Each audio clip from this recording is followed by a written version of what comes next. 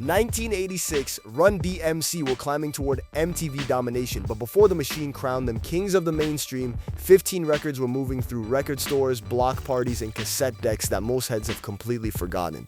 These weren't B-sides. These weren't demos, these were fully formed, culture-defining tracks that radio devoured and history buried. Number 1 is going to stop you cold. Number 1, Grandmaster Flash, The Source, 1986. And if you wanna rock the house with Grandmaster Flash, somebody is safe. By this point, Grandmaster Flash and the Furious Five had already given the world the message, but The Source found Flash stepping back to let the music breathe differently. Released on Elektra Records, the track showcased Flash's turntable architecture in a more experimental direction, weaving sound collage elements into hip-hop in a way that producers wouldn't fully catch up to for years. It reportedly performed modestly on the charts, but in the crates among DJs and producers who paid close attention, The Source was a masterclass. It showed that Grandmaster Flash was thinking 10 moves ahead of the format. Most casual listeners moved right past it. Real heads kept it rewound. Number 2, UTFO, Split Personality, 1986. In other words, gotta have a split personality, a matter of fact. To be exact, come to think about. If you only know UTFO from Roxanne, you missed the depth. UTFO, that's Dr. Ice, Educated Rapper, Mixmaster Ice, and Kango Kid brought something sharper on Split Personality. The production leaned on drum machine precision that was ahead of where most pop rap was sitting in '86. Each MC flipped a different persona on the track, showing range that the Roxanne beef narratives never fully allowed them to display. The record quietly demonstrated what this group was capable of beyond novelty beef exchanges, and if radio had positioned it correctly, the conversation around UTFO's full catalog would look very different today. Number 3, Boogie Boys, A Fly Girl, 1986.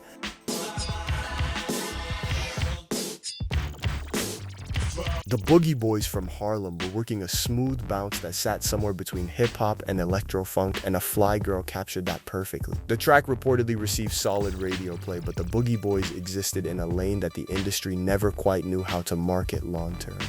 The hook was undeniable. The production had that mid-80s club energy that worked equally in the park and on the dance floor. If you were in a Harlem rec center in '86 and this came on, the floor filled up within 8 bars. That is not nostalgia talking, that is documented fact. Number 4, Whodini, Funky Beat, 1986. Whodini were one of the most underrated acts of the golden era, full stop. Jaleel Hutchins and Ecstasy with DJ, Grandmaster D on the wheels were making hip-hop with melody and song structure at a time when most of the genre was still figuring out what a chorus was.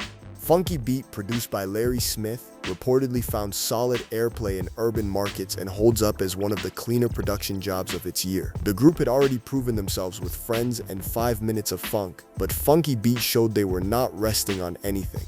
Whodini deserved a longer throne. The industry just kept moving the goalpost. Number 5, Mantronix, Music Madness, 1986. Curtis Mantronix was building machines when other producers were still sampling manually, and Music Madness from the album of the same name demonstrated just how far ahead his ear was positioned. The electro-influenced drum programming, the synthetic bass work, the layered percussion, Mantronix sounded like 1991 in 1986. MCT held the vocal space with real confidence while Mantronix constructed the sonic frame around him. This was machine rap before machine rap had a proper name, and the fact that it is not in every serious conversation about producer innovation from this era is a genuine and correctable gap in the record. Yo, right here at the halfway mark, if this deep dive into '86 is bringing back the crates for you, hit subscribe for Hip Hop Legends Archives. We keep every record documented and accurate every single week. Coming up next, we have Just Ice, the Fat Boys, and a West Coast record that rewrote the regional playbook entirely. Don't touch that dial. Number 6, Just Ice, Cold Getting Dumb, 1986.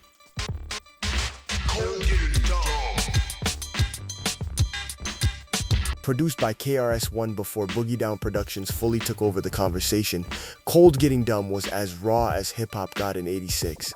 Just Ice from the Bronx carried an aggressive delivery that predated the hardcore movement by several years. KRS-One's production on this record was sparse, hard, and deliberate. No fluff, no pop concessions, nothing soft anywhere in the mix. The record moved independently and built an underground following that gave KRS-One production credibility, heading directly into Criminal Minded.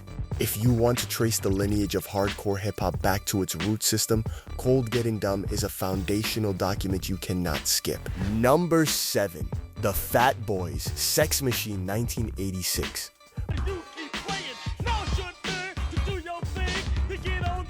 Before you move past the title, understand that the Fat Boys, Prince Marky D, Kool Rock-Ski, and the Human Beatbox, Buffy, were one of the biggest acts in hip-hop at this exact moment. Sex Machine leaned into their comedic energy while Buffy's human beatboxing anchored the whole production in something completely live and unrepeatable by any drum machine. The record was a James Brown interpolation wrapped in hip-hop showmanship. It may not be what heads cite first when defending the Fat Boys, but in '86 this crew was selling out venues and moving units that most so-called serious rappers could not touch. Give them their credit. Number 8. World-Class Wreckin' Crew, Turn Off the Lights, 1986. Before NWA, before Death Row, before the West Coast asserted its complete dominance over the culture, there was World-Class Wreckin' Crew out of Compton, California, a crew that included a young producer named Dr. Dre. Turn Off the Lights was electro-influenced slow jam rap, a genre hybrid that the crew was pioneering in the clubs of Los Angeles. The production showed early flashes of the sonic instinct that Dre would later use to reshape the entire industry.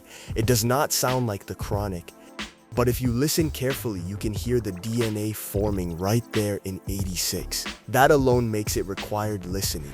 Number 9. Dougie Fresh and the Get Fresh Crew, All the Way to Heaven, 1986.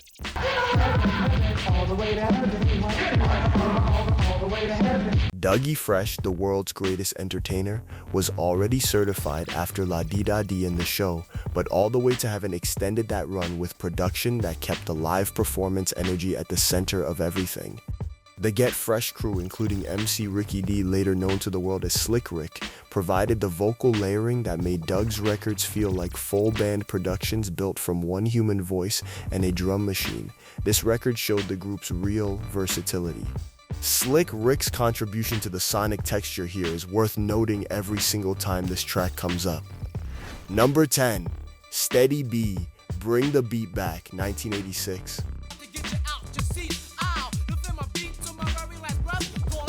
Warren McGlone out of Philadelphia was among the first MCs to put Philly hip-hop on the national radar with genuine consistency. Bring the Beat Back, produced by Cool C, had that hard East Coast boom that Philadelphia was quietly developing while New York collected all the press coverage. Steady B released multiple projects through Jive Records in the mid-'80s and built a regional following that translated into real street credibility beyond the city limits. The record gets excluded from most retrospectives covering '86 hip-hop. That is a factual error, and this list is correcting it right now. Number 11. 2 Live Crew, Throw the D, 1986.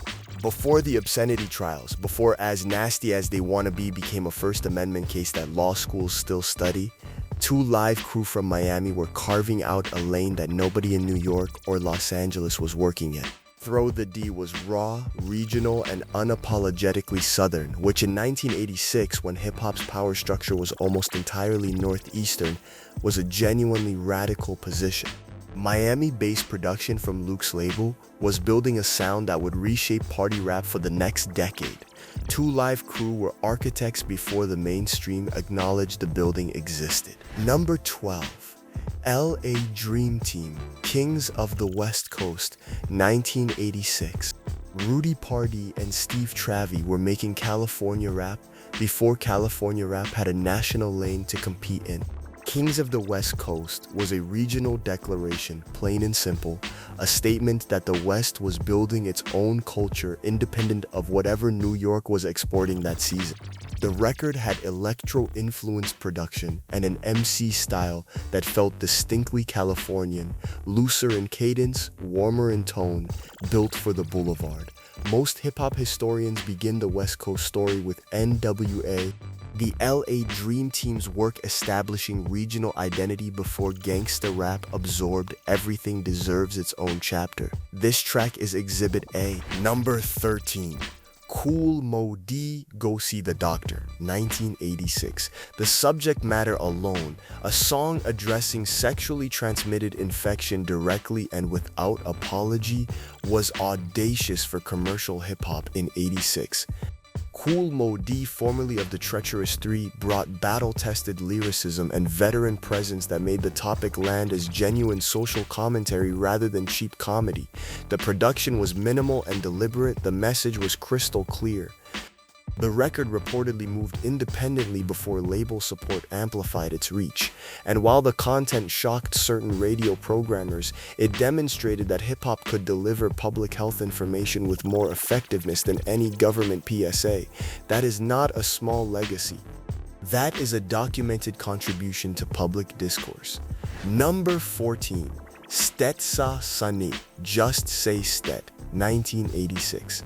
Stetsasonic, Daddy O, Delete, Wise, DBC, Prince Paul, and Fruquan were operating as hip-hop's answer to a live band before the live band rap conversation became a critical talking point.